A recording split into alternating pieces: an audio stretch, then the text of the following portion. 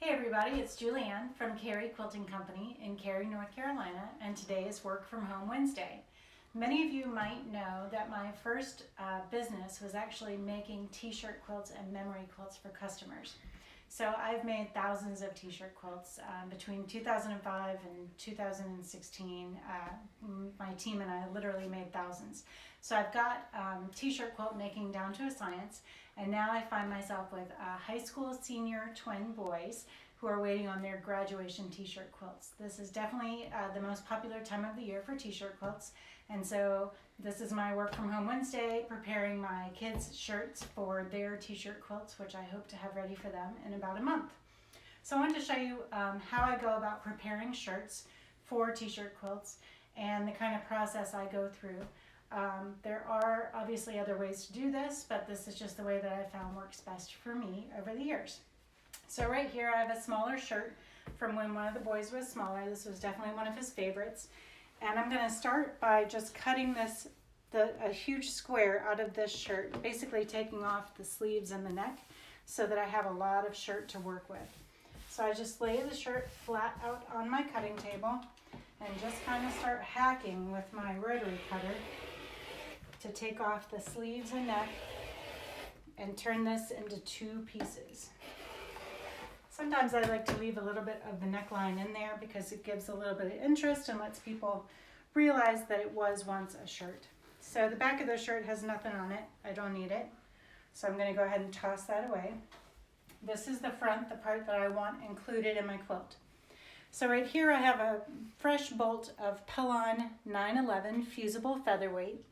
And this is a very important step when making a t-shirt quilt because t-shirts are inherently stretchy, and that doesn't bode well for making a quilt because eventually these things will stretch out of shape and bag off the top of your quilt. So I always recommend interfacing your shirts before putting them into a quilt. And no, it won't make it feel like sandpaper, it won't make it feel like cardboard. It's just a good way to stabilize the shirt so that it doesn't stretch or slide out of shape when you have your quilt. So I've laid down, this is the glue side. There are two sides to the fusible. There's one that has kind of a texture on it, and that's glue. I've laid down the back of the shirt to the glue side, so the glue side is up here.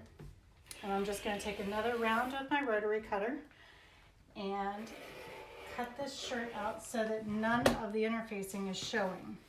Because my next step is steaming this interfacing to the shirt. And I don't want the interfacing showing because it will get glue on the steamer, which we do not want. So the next thing we do is take this over to a steamer. If you don't have a steamer, you can use an iron for this job. A steamer is much, much faster. This particular steamer you can find on Amazon, and this actual steamer is pretty old. So originally what you could do is close this down, push this button, and it would actually spray steam, and you could get this thing done in a couple seconds. But like I said, this steamer's a little old, a little tired, so we're using a wet pressing cloth to place between the hot steaming edge and the ironing pad. So I've got shirt down, then interfacing down. Then I'm going to toss this wet cloth there and just close that guy down. The nice thing about this is the surface is really large, so you can do a large shirt at one time. So you can see that steam coming off from where it is heated up, that steaming cloth.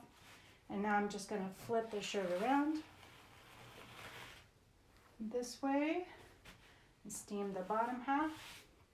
And you only want to leave the iron on your shirt for just a few seconds because most of the designs on shirts are heat set. And if you go for too long, you're going to actually melt the design that's on the top of the shirt. So this is, it's not actually super stuck, but I'll go another round. This is what this is going to look like. And then once it's all steamed together, I'll be able to use my rulers to cut out the shape that I want for adding this piece into my quilt. So I have a huge stack of shirts to go for our twins, and that's what I'm going to be doing all day on my Work From Home Wednesday, getting a good start on the stack of shirts for each boy. So I hope that's helped you a little bit. If you'd like to know more about t-shirt quilts, feel free to reach out to me. Like I said, I've made thousands. I'd be happy to help you. and we'll see you from the shop tomorrow. I believe we're going to have more elastic in stock, so stay tuned. Bye.